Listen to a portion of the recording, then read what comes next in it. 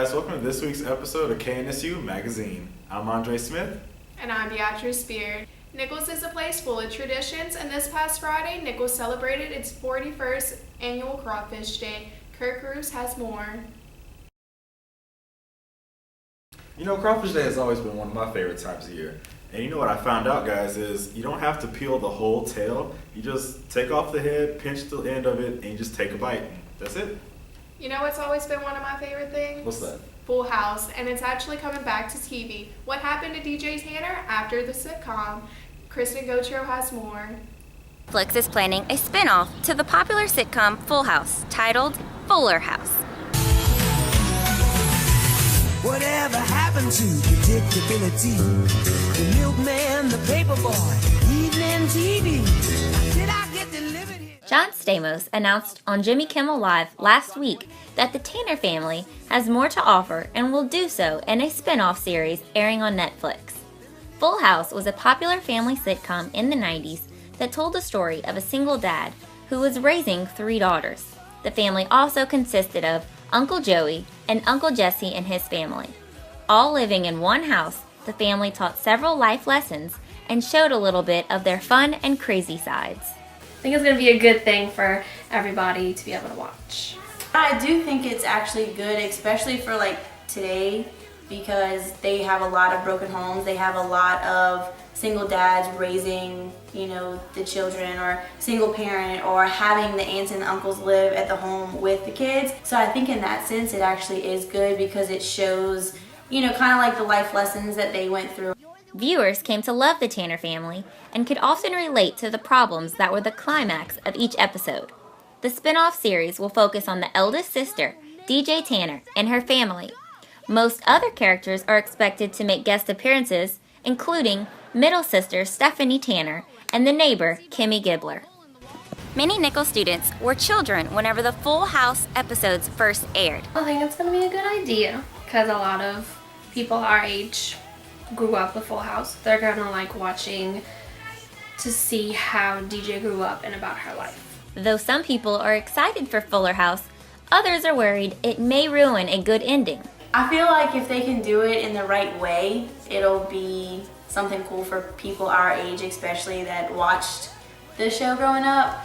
But I kind of feel like they should have just ended it when it ended and maybe have come up with something new. I'm the type of person who likes to see what happens in TV shows. Like example, they have Boy Meets World, I grew up with that, and they have Girl Meets World, which was really interesting. So I think it's going to be really good. It just depends on how they do it. Either way, most will agree that Full House was a great show for all age groups and hope the same for Fuller House. Fuller House is expected to air on Netflix in 2016. For KNSU Magazine, I'm Kristen Gautreaux. Full House offered many life-changing episodes growing up. But you know what else is life-changing? Having a baby. And St. Thomas held a special event to discuss all the different options women can take. Here's Katie Blanchard with more. Every 24 seconds, an abortion takes place in the United States. In efforts to sway women from abortion, St. Thomas held an event to explain to women all of the other options that they have. The teaching of the church basically is that every child has a right to be conceived by an act of love. A professional sonographer was present at the event, explaining the value of his profession in the face of abortion. What happens is when these women are considered an abortion, they're normally between 6 to 10 weeks along. So like I was telling Father Joseph here, at 6 to 10 weeks long, the fetus is perhaps this big, and the woman doesn't feel the fetus moving in it. And so for her, it's not real. Since I've been working with these people, the women that we've done ultrasounds on, not one has aborted a child. I get pretty shook up when I say that because I think it's pretty powerful. There's a way that God has given us to be able to know the female body, to be able to understand her fertility, and to have a real medical way of knowing when to abstain if you're trying to avoid pregnancy. Dr. Susan Caldwell was also present, explaining the benefits of natural family planning. We have 100 hours of fertility. She explained that the cervical mucus is clear and thin at a woman's peak of fertility. So you just need to learn what that is and plan accordingly. For more information, visit www.hhs.org. This has been Katie. Thank you, Katie. This week's weather in South Louisiana has been pretty crazy, so here's a look at the rest of the week's forecast.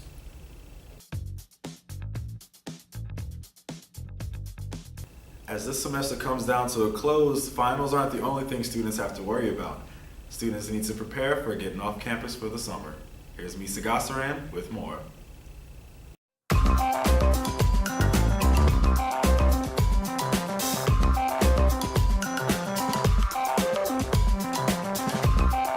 Students have to move out over summer break because the school year is ending and you only can stay on campus when they're taking classes. But you can stay over summer and as long as you're a student worker and taking 6 credit hours. You can only live in Brady 5 and 6 because they need to condense and there's usually not a lot of people that stay on campus over the summer. And we have the Peyton Manning passing camp and all the other camps like athletic events and band camp that stay in all the other residence halls. So we need to make sure they're all clean and ready to go for the kids.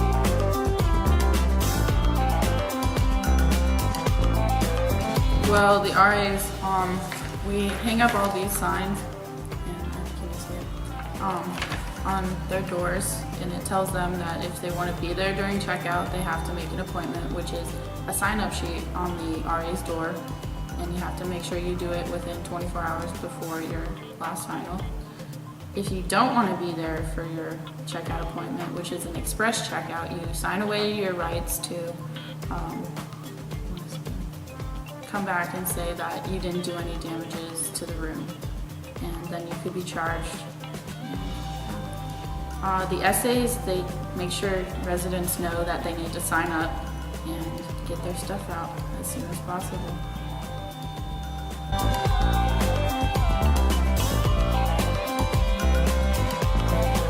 You could have a charge of as little as $50 if you do an improper checkout, which means you don't sign up for a checkout appointment or an express checkout or anything, you just take your stuff and leave. You can also have to have your room cleaned up, which is $75, which that's a pretty hefty price for having your room just dirty.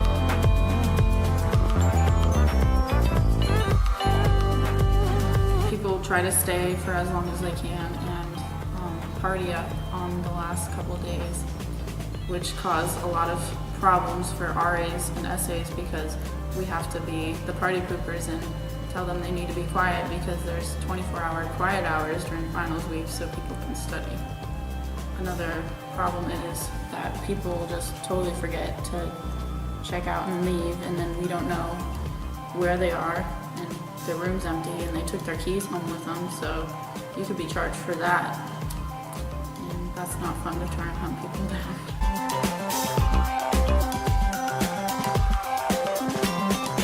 They can go to the Housing and Residence Life in Brady and talk to the student workers, or they could talk to the SAs sitting at the front where there are is.